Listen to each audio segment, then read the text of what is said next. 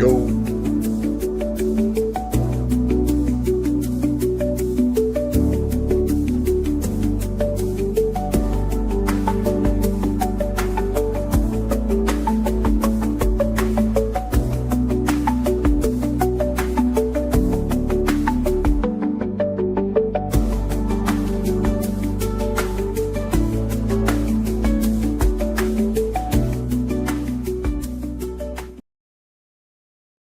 Hello, investing friends, friends of financial freedom. Welcome into Investors Club. Got a great show for you. A buyout in biotech looks imminent before August, whatever the day is. We'll see the day, August 3rd. We will see, or by August 3rd. Let's dive in and see this thing. Great to see you. Got a lot coming down the pipe. Been working on so much and talking with the members in the Discord about ways to make the show better. So that is, we're going to keep going, but make it even better with a bit of a new interactive model starting on Monday. Can't wait for that.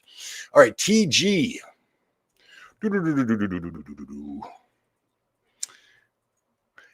Okay, so a buyout in biotech looks imminent in the next 7 weeks. Here is how to play, including with options. All right, we got a biotech with a sneaky near-term catalyst with options plays. We've been saying that long-suffering biotech could be in for a golden age, and we're going to even add a third reason on top of this. But so we've been saying for two big reasons, long-suffering biotech could be on the verge of a golden age. As you can see, if you bought a biotech and held on to it, if you bought the biotech ETF and held on to it for 10 years, you made no money and lost money due to inflation. But it's worse than that. That includes the big players. So that's the mean average, because that's a cap-weighted fund, I think. Yes, cap-weighted. So if you went with a equal weighted fund, how did the average healthcare stock do? Well, on average, it lost about 10% a year over the last 10 years, 9.59%. So you lose about 2/3 of your money and then less again from inflation. So healthcare has been unbelievably horrible. Again, that's median returns. Line up all the healthcare stocks by their returns and pick the one in the middle. How was that awful? Most of them did awful. Some of the big players did okay. And that's just recall. So we said that the biotech gets screwed on both ends. The healthcare system is a scam, and the capital markets are a scam. And so for those two big reasons, that's why biotechs have been so bad. But it could be getting better. Now we're going to talk in the next sign up for the newsletter. Get the free book in the description. But we're about to send out a report on a third. I'll just leave it at that. On a third big overhang that could be a relief for biotech. So biotech sector has perked up a little bit, and the mergers and execution environment is heating up too. Blueprint Medicines fetched 4 to 5 times peak sales. So when we first started our journey together in biotechs in video series like 4 years ago, we said that these biotech companies get bought out for about 4 to 5 times projected peak sales. And then we had 2002, 2003, the awfulness, and it looked like they were maybe going for around 3 times sales at that time. But it looks like we're going for about 4 to 5 times peak sales again. So Blueprint is bought out for $9.5 billion when their estimate is $2 billion. So really 4.5 times peak sales, or 5.5 times peak sales. But in that area, again, 4 to 5 times peak sales. There'll be other estimates. Maybe that was the high estimate. But we're in the neighborhood of 4 to 5 times peak sales. And so today we have a biotech that is a buy in its own right, but it has a special, subtle, and powerful catalyst to get bought out for a big premium in the next 7 weeks. And this is when I wrote that. So we're talking like next 5.5 weeks or something. The catalyst has a bit to do with the president's executive order on the equalization of drug prices globally. Remember this executive order where he said equalization. So whatever you're charging in France is what you got to charge in the US, etc. Well, if you've been with the club for a while, we teach the only biotech class in the world, I think.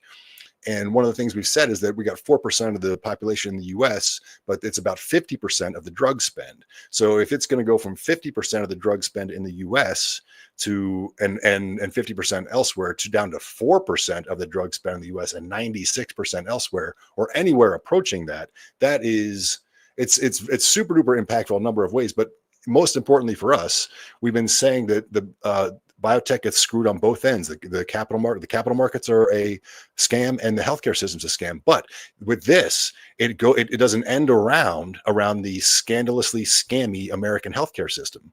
So this could be enormous for enormously wonderful. One of the ways to obliterate the scam of the U.S. system. get 96% of your profits elsewhere. And then not only can you then just do this, go elsewhere, but then the US will fix itself because the incentive to be scandalous won't be there. And so anyway, for too long, healthcare system, the United States has for too long turned its back on Americans. Should drug manufacturers fail to offer American consumers the most favored nation lowest prices, my administration will take additional aggressive action. Now, this did not make its way into the big, beautiful bill. So we'll see if anything comes of this. It's up in the air, but that's super duper impactful. The stock is TG Therapeutics, TGTX. I had a moment there where I was TGTX and I was writing out what the company is. And I just think, what does TG stand for? Oh, yeah, TG stands for TG. We wrote about the company a couple of years ago, right before it doubled. Highest probability multi-bag in biotech is an octuple. We said it immediately doubled. Well, now we're back for another taste. One good bite deserves another. If you read the original report, TG has Briumvi, the best therapy for relapsing multiple sclerosis. It's now on the market and kicking booty.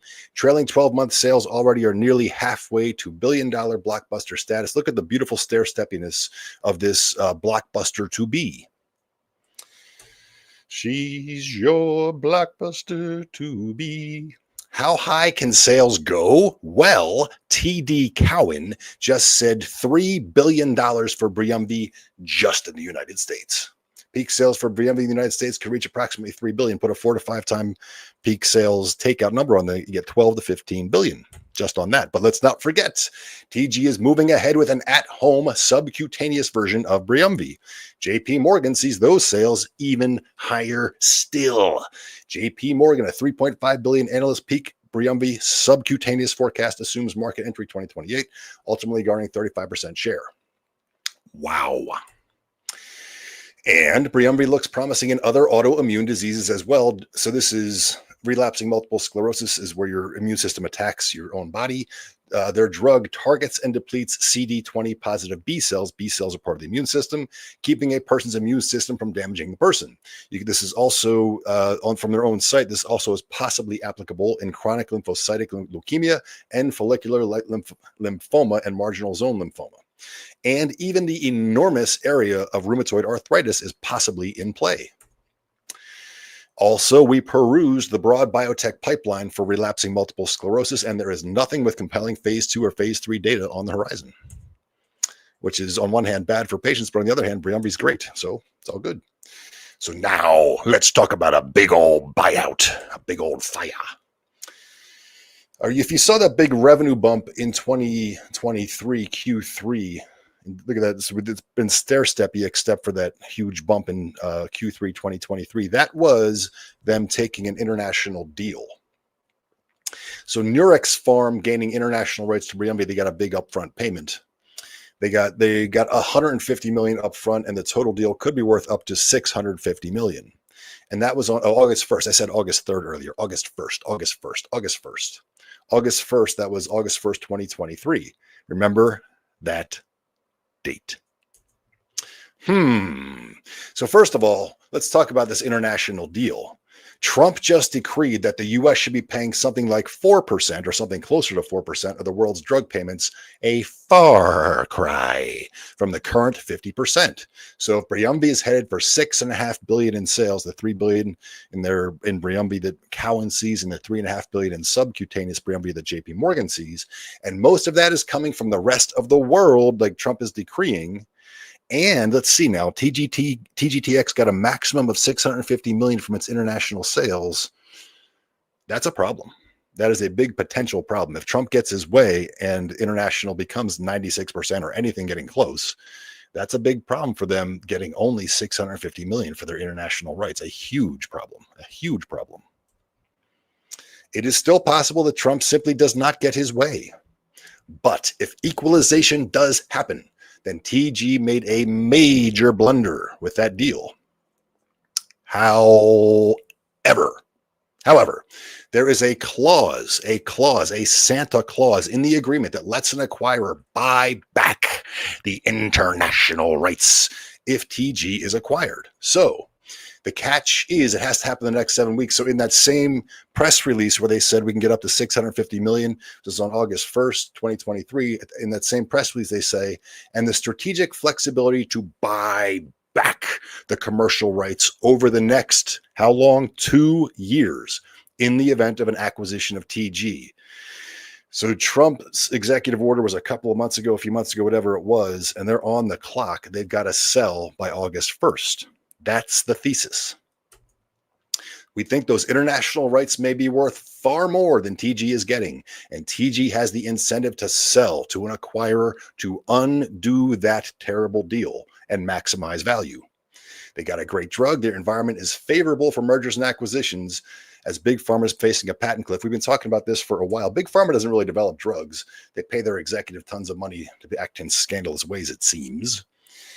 And so they've got just a humongous tens of billions of, like hundreds of billions even, coming off patent over the next few years. So they need to replace that with new drugs.